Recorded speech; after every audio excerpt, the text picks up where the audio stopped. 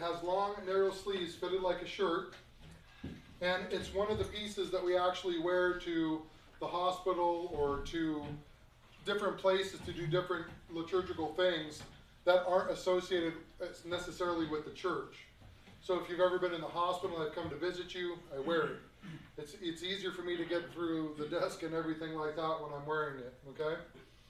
And the meaning of the Andadi symbolizes the death and the burial of a clergyman from this world, and it also symbolizes his dedication to God and the heavenly kingdom, okay? Now, there is another piece. I have one. I don't wear it very often, but I have it in my vehicle, and it's called an exodoson, okay, exodoson. And the deacons, the priests, and the bishops all also wear it, but it's a garment that is, again, down to your ankles, but this time it has the long, big, wide black sleeves, okay?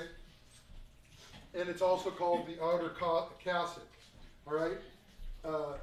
It's more loose. It doesn't have anywhere to tie it, and you actually have to actually earn this in school. So when I was in school, the first year I was there, I ended up getting my Andadi, and then at one point we were awarded a small cross, and then when we went into the graduate school is when we were awarded the cassocks, and the cassocks were the ones, you know, pretty much signifying that you could start giving sermons and everything like that. So we had to wear those whenever we would go into the altar and everything like that.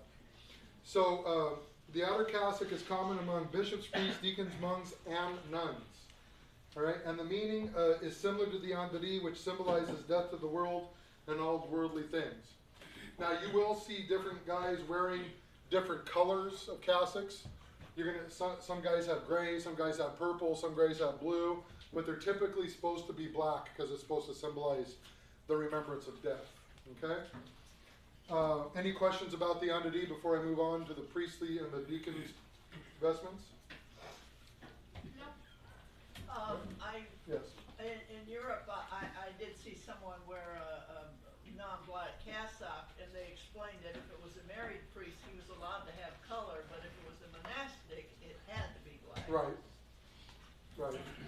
Yep.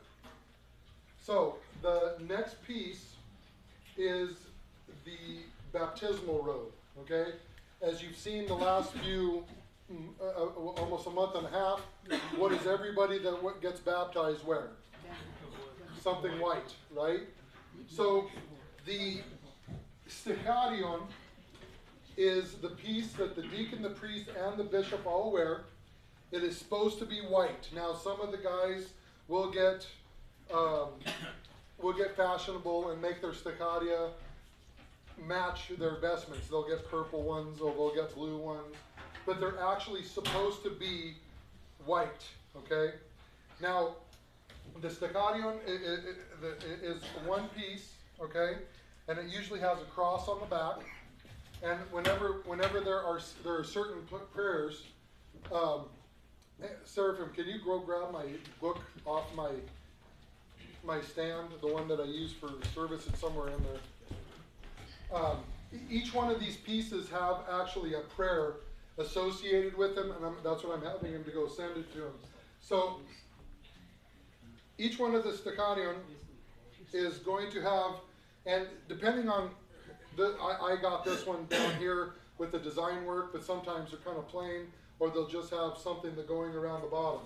The deacon and the priest, both, and the bishop, all wear these, okay? So the priests and the bishops wear the sticharion beneath all the vestments. Thus, for the priests and the bishops, this garment is usually simple white or a gold robe. Deacons and subdeacons, on the other hand, wear it as their outermost vestment.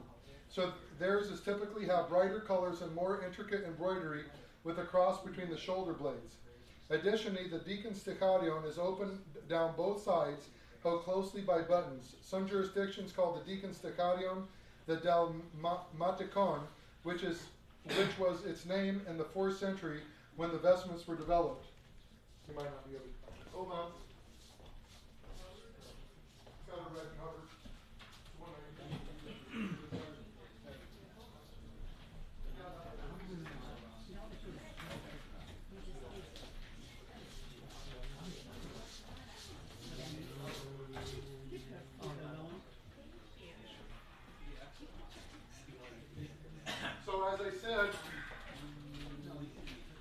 Sorry about that, I forgot to grab this book.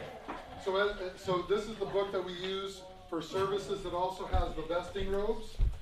So whenever you're vesting in the morning, the deacon and the priest would both be saying a similar prayer. So what I'll do is as I put each piece on, I'll do the prayer for the piece. Okay. So the Saccadion has, "My soul shall rejoice in the Lord, for he has clothed me the garment of salvation. With a robe of joy he has covered me, and as a bridegroom he has placed on me a crown, and as a bride he has adorned me with beauty." And then typically what you do is you take the blessing, you bless the back of it, you kiss it, and then you put it on.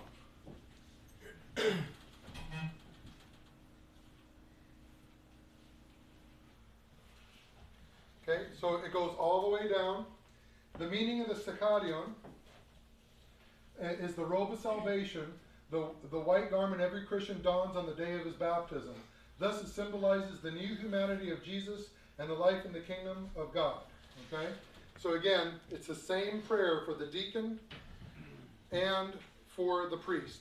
And then this gets put around here.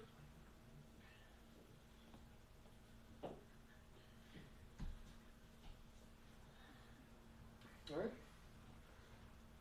Now, the next thing the deacon gets is called the stole, or it's called the orarion. All right? The orarion is a vestment unique to the deacons. It's usually about 4 inches wide and about 10 feet long, and this garment is made of brocade with 7 crosses embroidered on it along its length. The deacon wears it over his left shoulder and drapes the front portion over his left forearm during liturgical services. He often takes this section in his right hand when he's leading the litanies or performing a particular action. In some traditions, the orarion is longer and also wrapped once diagonally under the right arm and over the left shoulder. Proto-deacons and archdeacons, which are deacons that have been deacons for a really long time, and they've had years of service, and archdeacons are deacons that serve underneath the archbishop. The archbishop will have his own deacon that will go around and help him get vested and take care of him and everything. And they'll wear a double orarion, as do deacons who have served for a number of years. When preparing for communion, the deacons tie the stole around their waist and brings the ends up over their shoulders to form a X-shaped cross on the back. And then he brings the ends down in front of him and tucks it under the section under his waist. You guys see that every time the subdeacons wear their little stoles they wear. That's how they wear it normally in front of them, okay? But the deacon, if you ever see the deacon before liturgy, they would be outside, and while a part of the liturgy is going on, they would be taking it off and then resituating themselves, getting ready for it, to receive the Eucharist, okay? So that is what the deacon has. And it is similar to what the Petroheli has, okay? You can see that this is 2 pieces that are brought together. And the Petroheli and the deacon's orarion both have the tassels, and what it's saying is when they're going up and doing the petitions, if this is in the orarion, they're holding it up in front of them and doing the petitions, okay?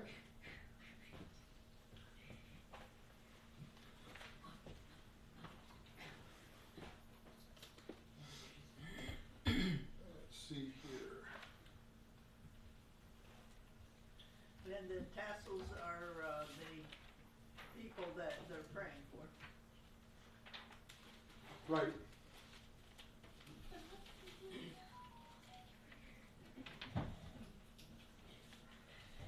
One second here.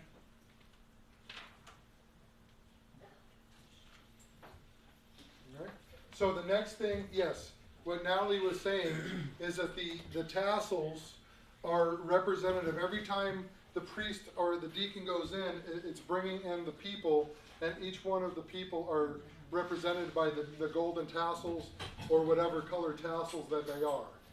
Now the last piece that the deacon actually gets, they also receive the cuffs, which the priest also wears and the bishop wears, okay? All 3 of the orders wear these as well.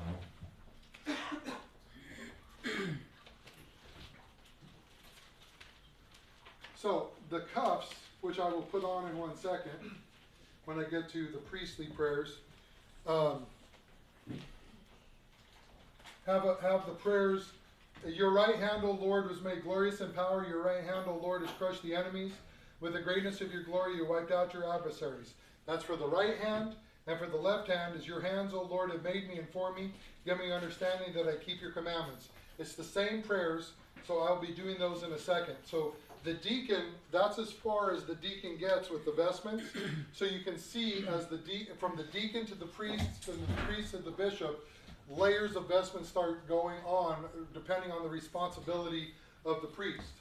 So in Greek, it's called the epimanikia, and they're the cuffs that usually have a cross on the front of them, as you can see. All right, and the vestment contains the sleeves of the baptismal robes, which are usually a cross in the center. Since a deacon wears a more elaborate stichadion, he wears the cuffs underneath the robe and over the cassock of his sleeves. The cuff serves rather a practical purpose, ensuring the sleeves of the stichadion do not get in the priest's way during worship. However, they still do remind the clergy that they celebrate and partake of the mysteries and the power of the grace of God, not their own merit. The cuffs also serve to remind us of the bonds that tied the Savior's hands during his passion. So again, if you look at it, it's kind of like binding, being like with handcuffs, okay? So, when you get to the priest's prayers now, so that's for the deacons. So the priest, now after he puts on the stichadion, is going to put on the epitachilion. It also has the cross in the back, and it has the 6 crosses in the front. Some of you have I've talked about it with the sacraments. If you remember right, each one of the crosses represent the 7 sacraments. The 6 on the front are the sacraments that the people can participate in. The one on the neck is the one for the priesthood, which the priest cannot ordain anybody into the priesthood. That is reserved for the bishop. Okay? So you're going to do the sign of the cross, and you're going to put it over your head. Now this is the piece that I would also wear. I have had one made. Can you turn on the AC? Please put some air. I have one specially made just so I could travel with it in my bag. If any of you have been sick or if I visited you at your home, you see me wear a silver one, and that's my travel one. Okay? So the epitachilion, literally the word means around the neck, is the stole. You'll also hear that terminology as well, is worn by the priest and the bishops. Again, the deacons do not wear this. The Orthodox liturgical vestments is worn around the neck with 2 adjacent sides sewed or buttoned down together. So you can see there's 2 sides and the buttons hold it together. And again, I already explained to you about the 7 embroidered cross. The priest wears the vestments wherever serving. So if I go out to the cemetery, I'm going to wear this. If I go to somebody to visit them at the hospital, I'm going to wear the petroheli. This allows me to anoint, this allows me to give communion, this allows me to do all the things that I need to do liturgical wise. That is not enough just with my andadi alone. Okay? The liturgical vestment symbolizes the spiritual yoke of the priesthood. You know what a yoke is, right? Okay? So it's the spiritual yoke of the priesthood. It also symbolizes the double portion of God's grace bestowed upon a priest for the celebration of the mysteries. It is the one vestment in the absence of any others that is absolutely necessary for priests to conduct any liturgical service. Without it, he cannot serve. The stole was originally made of wool, which symbolized the sheep or the members of the sheep's flock. Both bishops and priests wear the vestment when exercising their pastoral office, witnessing to the fact that the ministers of the church live and act solely for the members of Christ's flock. And then the prayer that's said with it is, blessed is God who pours out his grace upon his priests, like a precious ointment on the head, which rounds down the beard of Aaron, running down the hem of his garment. Does anybody know what that's referring to? Is that when Aaron was consecrated as Right. So, right. So Subdeacon Dylan said, whenever priests were anointed, especially Aaron, the first priest, they were anointed by pouring oil over their head. Okay.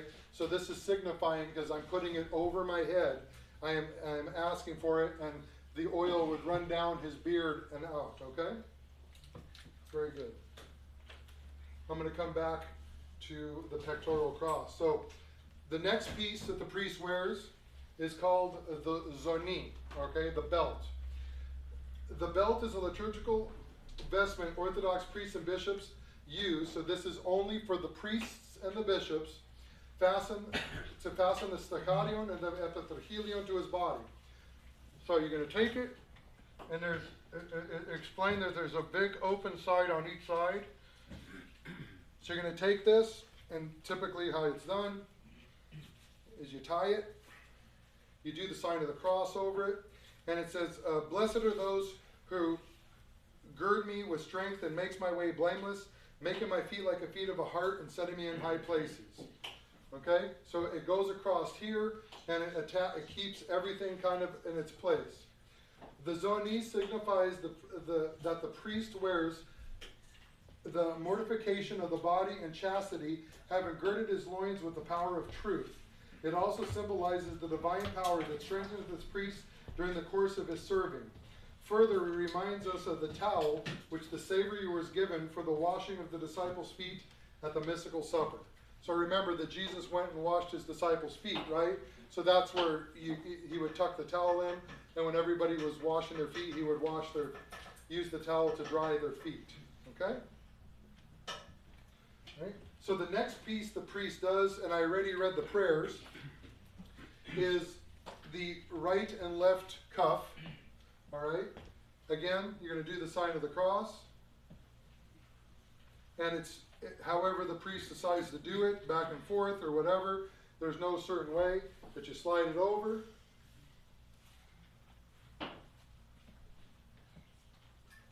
Right? And then it has a big long string. Some guys have Velcro or snaps. Most of them you're going to see are going to have the string.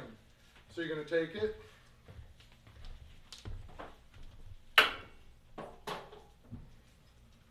I'm not going to do it as tight as I usually do, because I'm not going to be doing much here other than talking. And then you take the other one, the left hand. Each one of these prayers are taken from the Psalms, Exodus, and different places in the scriptures.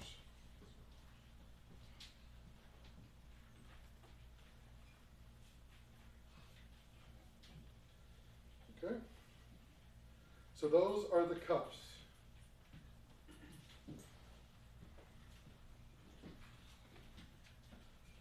Not cooperative.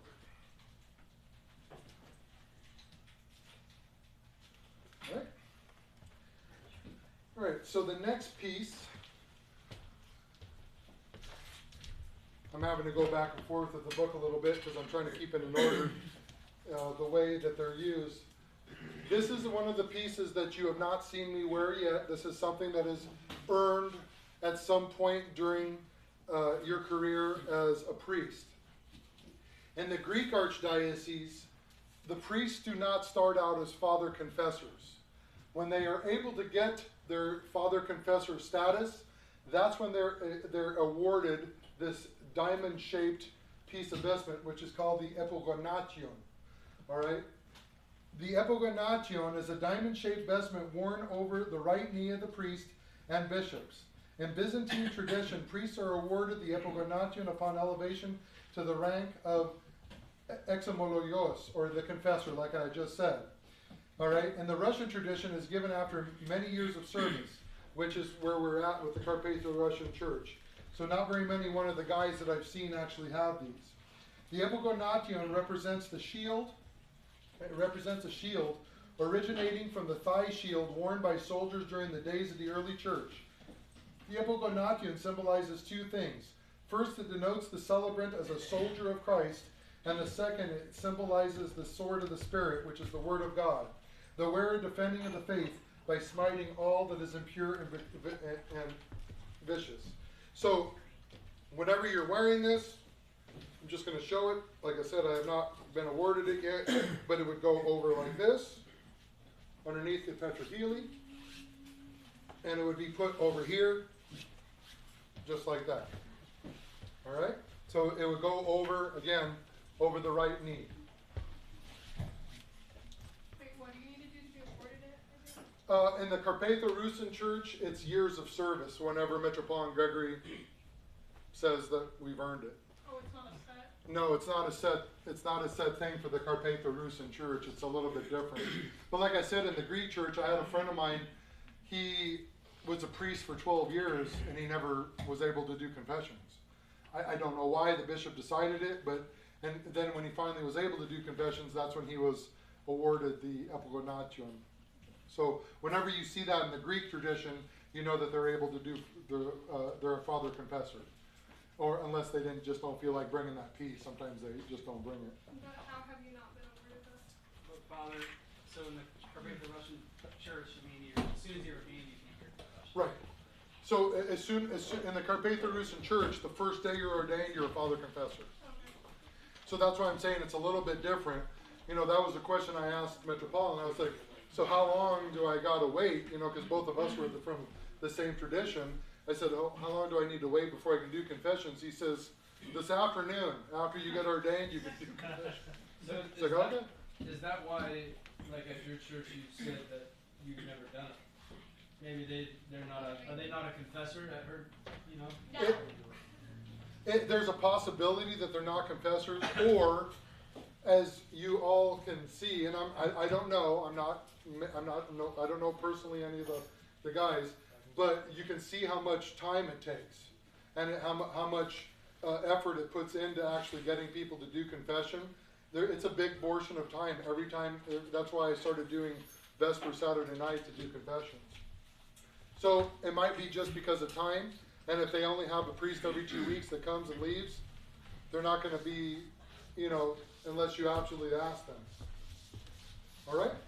I noticed people will travel for confession to different priests as well. Yes, and you know that it was some of the newer church fathers have said that in the end days you'll know that it's coming soon that you have to travel 3 or 4 hours to just find a father confessor or a spiritual father.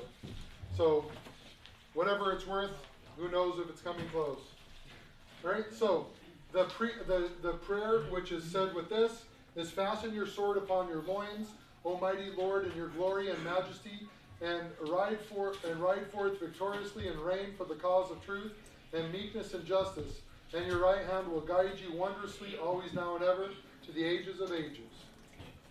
All right, now the next piece that is put on is the phelonion, or the cape. Right?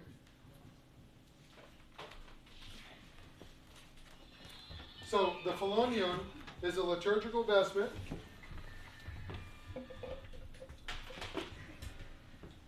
worn by the Orthodox priests. This is only the priests wear these, not the bishops, or worn by the priests over their other vestments. It is a large and sleeveless-like cape.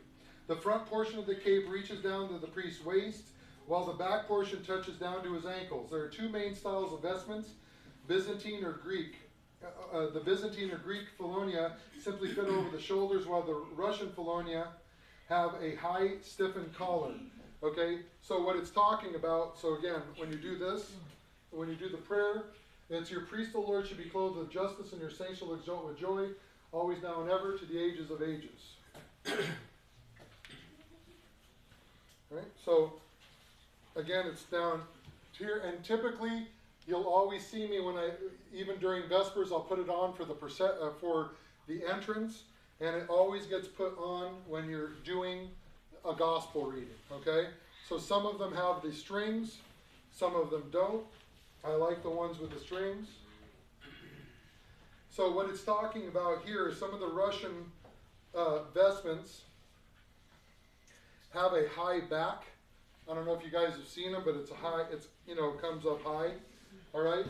So that's what it's talking about. All right? A bishop who wishes to serve the divine liturgy as a priest without the special rites and prayers of the hierarchs, will sometimes vest in the phelonion instead of his sakos, which I'll explain in a second, but with a small homophorion around his neck, which I'll explain in a minute. The phelonion symbolizes the red tunic which Pilate dressed our Lord before his crucifixion. In other words, it reminds us of the torment and suffering a priest endures during his ministry in order to serve God's faithful. What did that just say? In other words, it reminds us of the torment and suffering a priest endures during the ministry in order to serve God's faithful. Additionally, the phelonion embodies the garment of righteousness which serves priests. Which priests must be vested as servants of Christ. St. Cosmas the Anatolian adds another layer of meaning to the vestment. Because the priest's hand remain close to his body, they do not receive or attach to the worldly things. Thus, the priest can receive the holy gifts without anything hindering him. Okay? So that is the phelonion. And then the last piece that the priest gets, going back and forth a little bit, is the pectoral cross. Okay? So again, the pectoral cross is something that you're all, in the Carpatho-Rusin Church, is something that is earned after a number of years. Okay? So typically after 4 or 5 years of service, the priest will get a silver cross at the beginning. Okay? So, whoever will come after me, let him deny himself and take up his cross and follow me, always now and ever to the ages of ages. Amen. You do the sign of the cross, and you put it on over your head. All right? So, the cross depicts Christ crucified, right? I do have a cross in my van that has where when I go out, it has Christ crucified. This is the one that's awarded by the diocese. It also bears the inscription INBI, the title which Pontius Pilate placed over the head of Jesus at the crucifixion, and the letters Isus Christos Nika, ICXC, NIKA, Jesus Christ conquers, around the arms of the cross.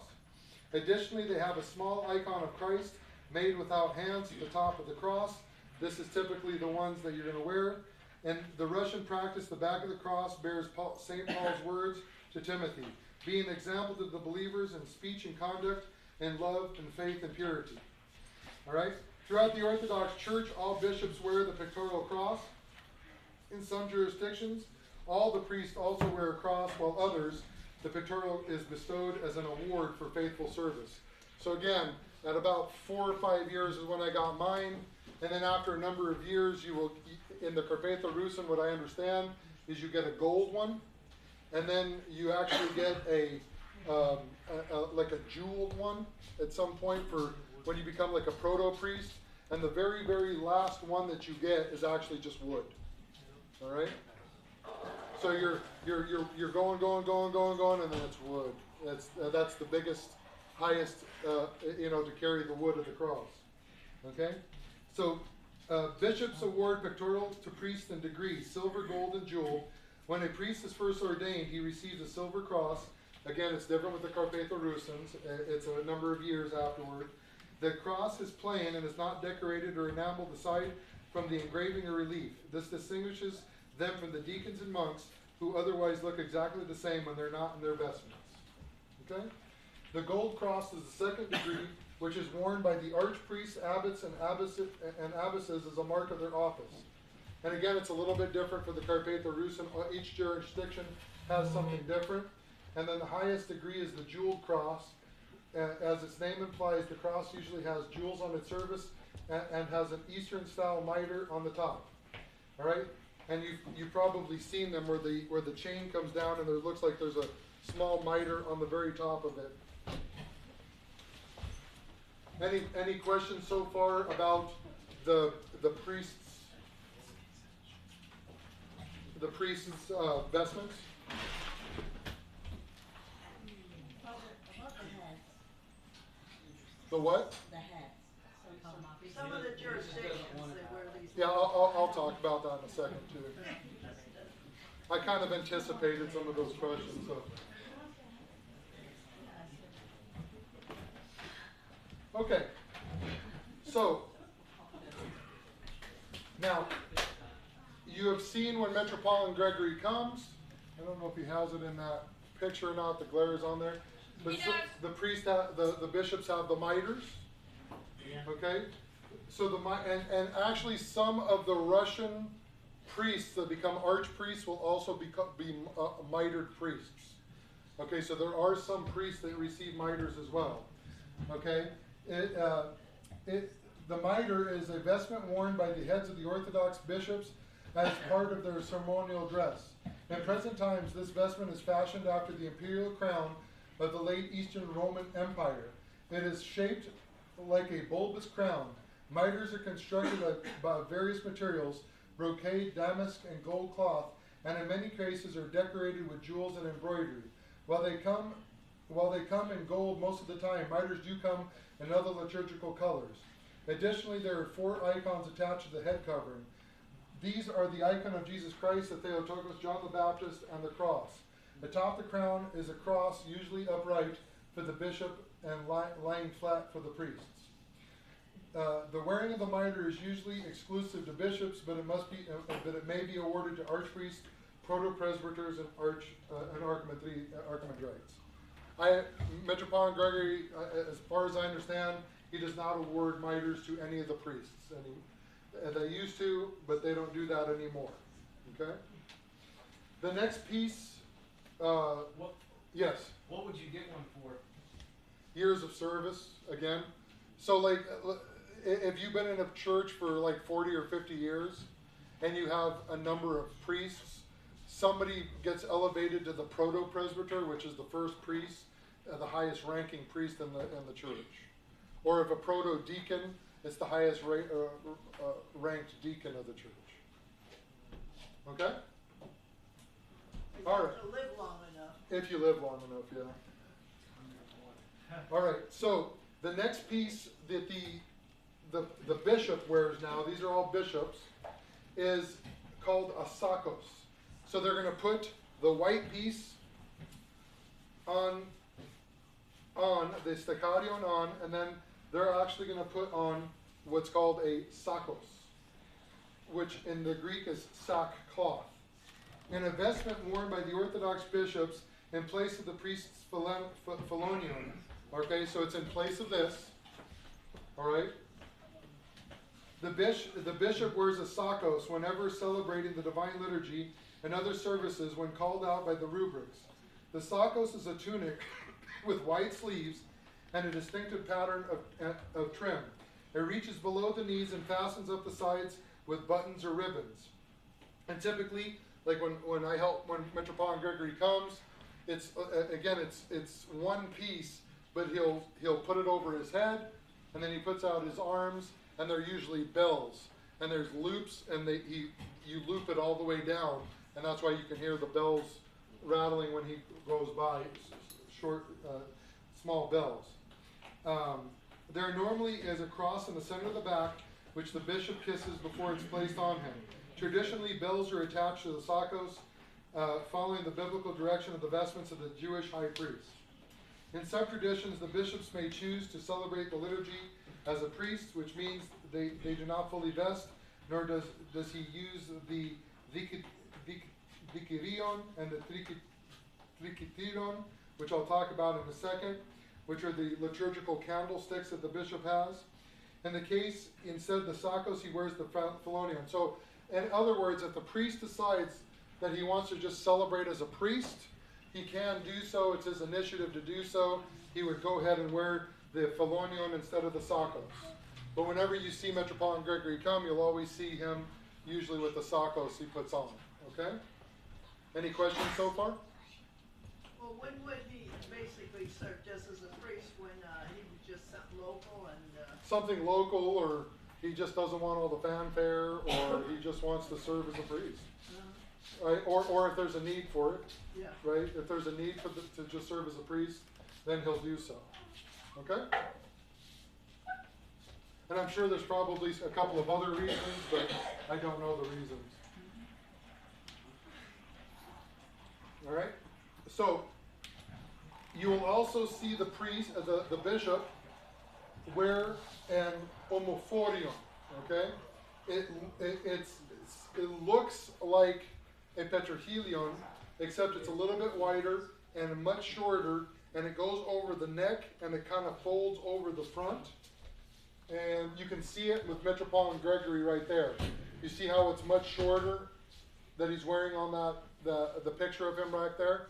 That's called the omophodion. He's wearing the sakos, he's wearing the mitre, and he's wearing the omophodion. He's wearing everything that we're going to be talking about. Yes? We got a question. It says, what are the significance of the bells on the sakos for the bishop?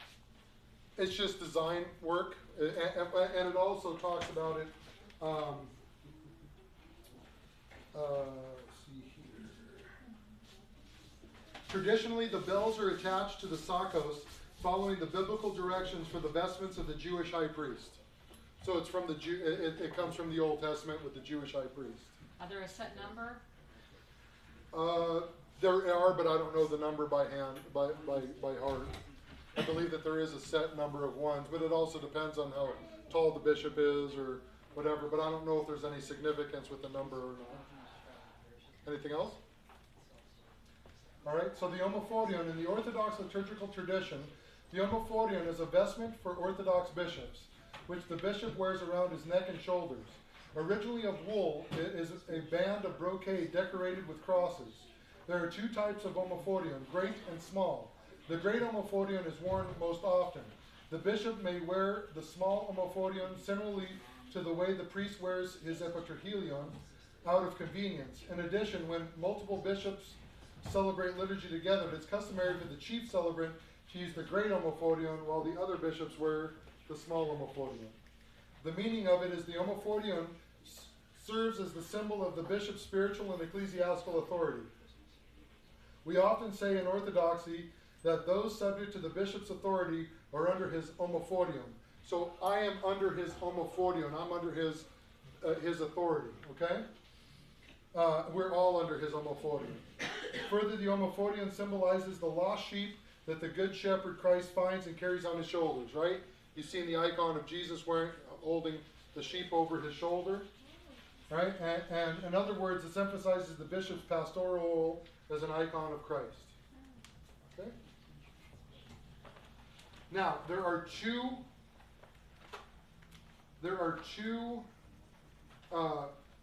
you can see back there, Metropolitan Gregory wearing it.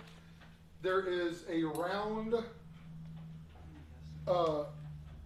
ungolpion, which is normally called, or the panagia, and then there's a cross, okay?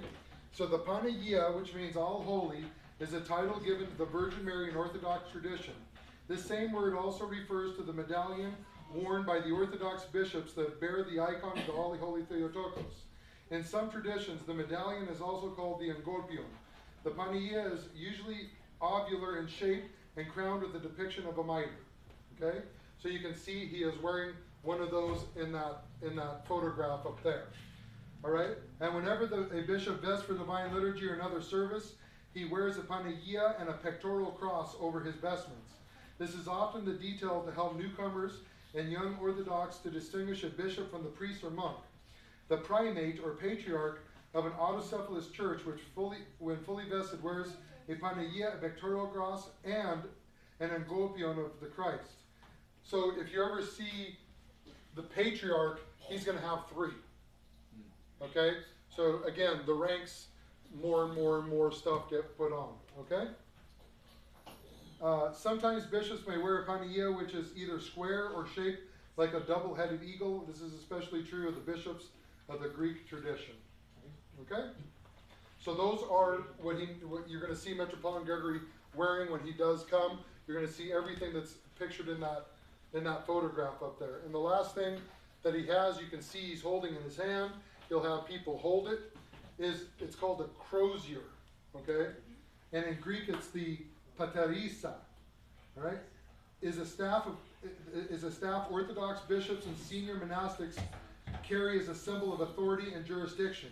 Croziers are usually made of fine metal, gilded, or silver plated.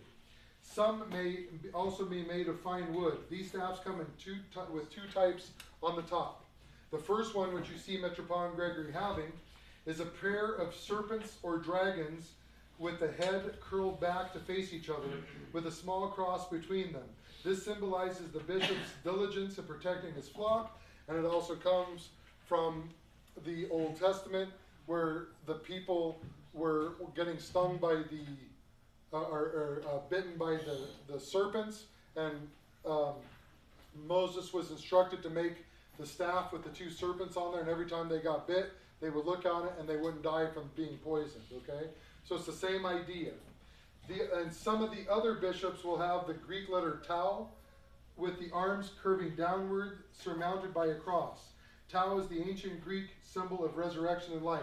So it kind of looks like it comes down like this, and it has a small cross on top instead of those right there. The bishop carries the staff while outside the altar and does not take it with him into the altar. Before entering the altar, the bishop or monastic will lean the crozier against the iconostasis next to the icon of Christ to the right of the royal doors. Anytime the bishop is not serving, he uses different, smaller staff, a walking stick topped with a silver pommel, which I've never seen Metropolitan Gregory really use, but I have seen some of the other hierarchs, what they have it. It's about this tall. Okay? Any questions so far? Yes. What is the significance of double-headed eagle? The double-headed eagle, which you're going to see a lot of times on the floor of the churches, it signifies one body, and it's the church and the state, the church and the empire, right? It's all one, except the government and the church are in unison in serving it, which is Byzantine Empire. right, the Byzantine Empire.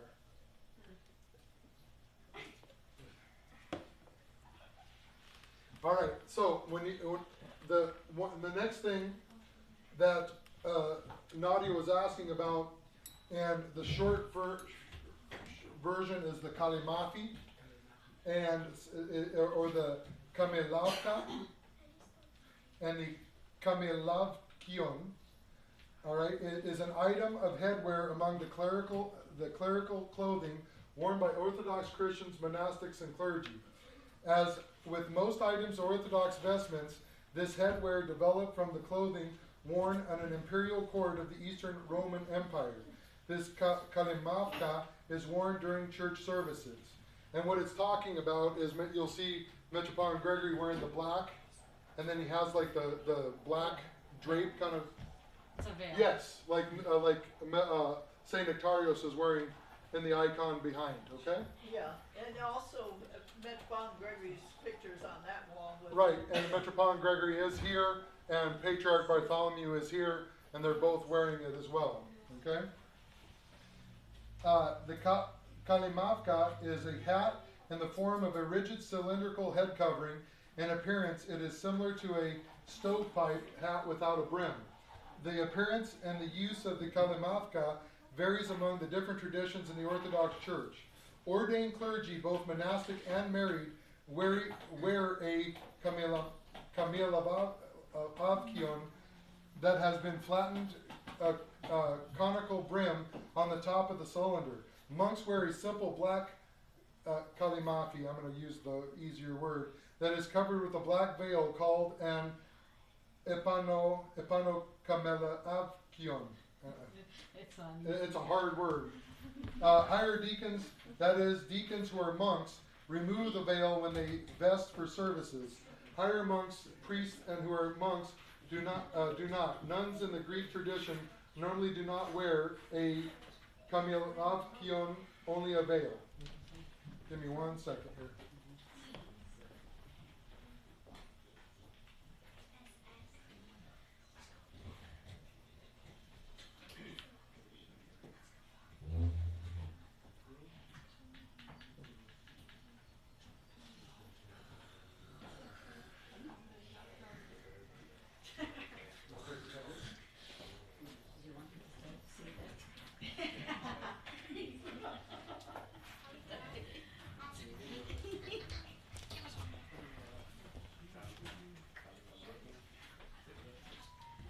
I have a question. Yes. Are most of these vestments dry clean only? Well, typically they're dry clean unless you have a wife like mine that knows how to clean them. So my wife does know how to clean them, so she puts them in a special solution, and she really gets all the dirt and the smoke and everything out of them. But a lot of guys do take them to the dry cleaner in order to do it. Yes. Are they easy to maintain for clergy to maintain in harsh environments? So a lot of times the biggest wear and tear on all of these vestments are going to be the constant, wrapping up. Like I've had to repair the rings on my cuffs. I've had my buttons fall off, so I have to sew them. And sometimes the worst thing is getting the charcoal to burst and burn a hole in your vestments, and that's hard to fix. Yes, Barbara? Is there like a special way, like you have to like sew them on, like how we do the paintings of the icons? There's like a kind of ritual to do that same thing for vestments? Not that I know of. I mean, a lot of times it's just I'm just repairing. Okay. And sometimes they don't really put very many threads in there, so I really go overboard, but I make sure it doesn't fall off, and if it does, it's going to be a long time before it does.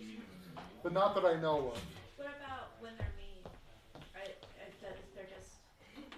Well, they're just like they're supposed to be prayed over, but there is special prayers when you get vestments that you take holy water, and there's special prayers. I have one of the books. So whenever when Subdeacon John got his vestments, he had them all out, and I blessed them all when he got them with a special prayer.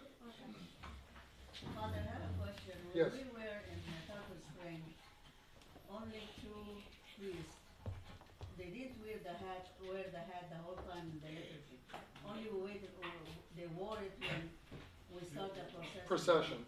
Processions. So Yeah. why Again, did you do it in the liturgy and then you do it only in the procession? because they're going out and they don't want they're according to the tradition they're not supposed to have their head uncovered when they're going out on processions and everything like that.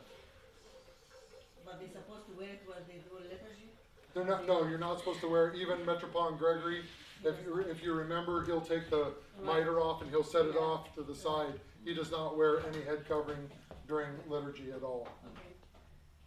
Okay. Are there any requirements for what clergy can wear under their vestments? Well, Metropolitan Erasmus, I always remembered him. When we were in school, we were always required to wear, of course, long black pants, long shirt, long white shirt with a collar, and you would wear your underdee on top of it, and you'd have to wear, shoes and socks. Some guys kind of got smart, and they sewed just a little bit of a sleeve inside their underdee and a little bit of thing at the bottom, so it looked like they were wearing something. But typically, you're supposed to wear underneath your underdee a nice pair of slacks and a white shirt. Typically, is what happens. The Western Church, they wear a lot of our priests also wear. I did when I first was ordained the collar. I have them now, but I don't wear them anymore. But because I just wear my underdee. But that's typically what you're supposed to wear underneath. That is the canonical answer I will give. But when did the collars actually originate? I don't remember. I know it's a Western tradition, and it's the collar is like it's again kind of signifies the yoke, that you're putting on. But I don't remember exactly when the tradition started. Okay. Any other?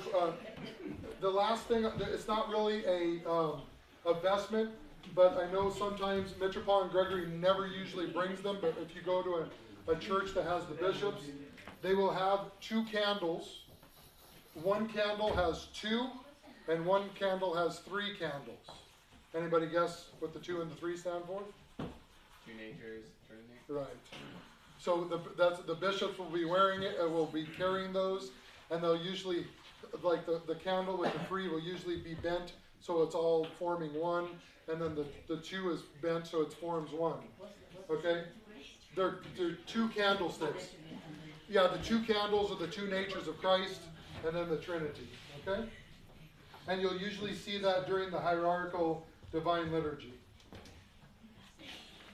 Okay? Any questions about the vestments themselves? I'm going to go over the colors real quick as well. Well, we went to the Rocourt Church for the myrrh streaming icon. Yes. I would assume the bishop or metropolitan, they had one that was like a long drape, and then they had the subdeacons or deacons holding it during the. That's the linebacker priest. So what is the significance on the wall where they like The drape veil. all the way back? Do you know? The veil. Yeah. I mean, it's similar to what, I Okay. said, it's similar to what, it's what monastics have. Okay. It signifies an archiment rite. No, he's talking about the hump. That little turtle The shell. hump, but the one that the guy had in the metropolitan was like much longer. That like it actually went down to the floor. The guy had Veil. Oh, yeah. I think yeah, that's. It was almost like a cape you put on. No, that's not And then, Yes, and then you have somebody carrying it in the, holding it in the back. Yeah, actually, you know what? That's one thing I forgot to put on here. I'll get back to you with it. Is it the lamp? Unless my wife can find the answer on my phone real quick. My phone's right there. Yeah. All right. So I will get back with you. I do not remember exactly what it is, okay? All right, so just real quick, there are a number of colors that we use throughout the liturgical year. The color that is most normally used mostly during most of the service throughout the year is what color? Gold, right? Gold is the liturgical color for the general season of the Orthodox year. In other words, anytime we are not using some other color, like purple, red, or green, we use gold. Because of this, you will see the gold liturgical cloths in the church more often than you see any other color throughout the year. Gold cloths are adorn the church from Christmas to Epiphany, and in some places during the Nativity fast. Moreover, the gold liturgical colors for any feasts or days commemorating our Lord Jesus Christ, the prophets, the apostles, and holy hierarchs. How about blue? What color do we use for, who do we? The Annunciation, which we celebrate who? Mary, right? So Orthodox priests wear blue vestments and decorate the temple of the blue cloths for the feasts and fasts that commemorate the Theotokos, the bodiless powers, and the virgins. So you got to remember, different traditions do different things. The Orthodox Church also uses this color for the presentation of the Lord, the Annunciation, and some traditions, and the fifth Friday of Lent, we're the Akathist, and we do the salutations. I wear blue as well, okay? Red.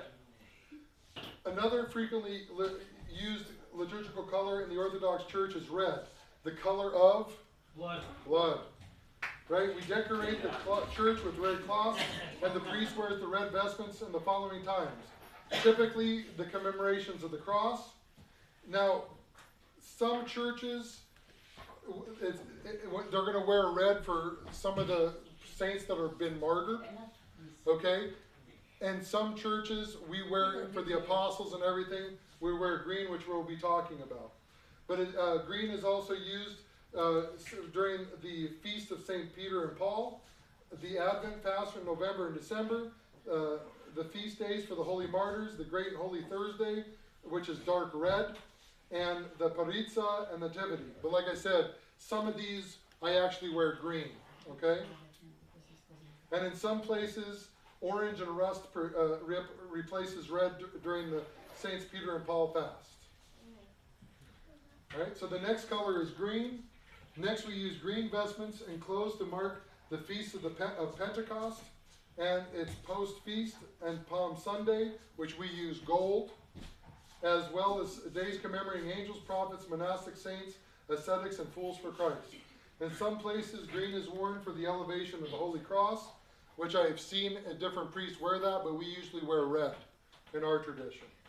Okay, in the Carpatha Rusan practice, green is worn for Pentecost until St. Peter and Paul's fast, which is what we do.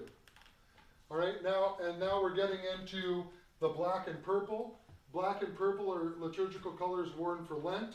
In some traditions, priests will use dark blue, dark green, or dark red. Traditionally, purple is worn only on the weekends, while black with colored ornaments are worn during the weekdays of the fast, especially during Holy Week. In some places, our priests wear purple on weekdays and gold on the weekends during the Great Lent. So you will see, like Sunday of Orthodoxy, we wore gold. This coming Sunday is going to be purple. The next Sunday after that, for the cross, is going to be red. All right, and then the Sunday of St. Gregory Palamas is going to be back to purple again, and St. Mary of Egypt would be purple again. Okay? So again, the black and the purple are solemn. It's, it's for kind of sadness and like that, okay? And then finally, what color do we use after Pascha? White. White. The last color in the liturgical cycle for the Orthodox Church is white. As the color of death and the resurrection in the Eastern traditions, we use white for funerals and memorial services. Additionally, Orthodox priests wear white for the feasts of the post-feast of Epiphany, Transfiguration, and Pascha. And in some places, white is also worn on Christmas Day, but we wear red during Christmas. Okay?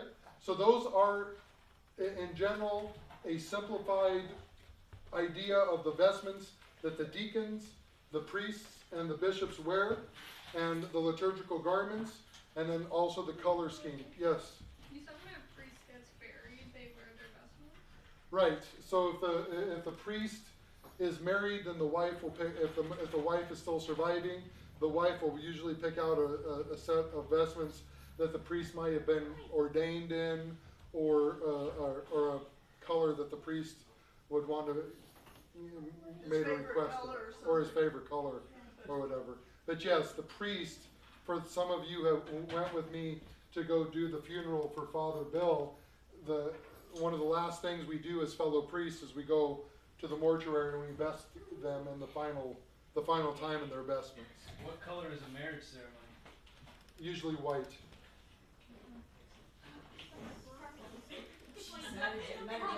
Purple. Yeah, Vaniotti, you're not encouraging very good marriage ideas. That sounds like he's pessimistic about it. Any other questions? All right. Well, thank you for giving me some time and listening to what I had to say. And if there's anything that anybody else has any ideas about the vestments or anything, or something that you can think of, please feel free to ask. All right? God be with you.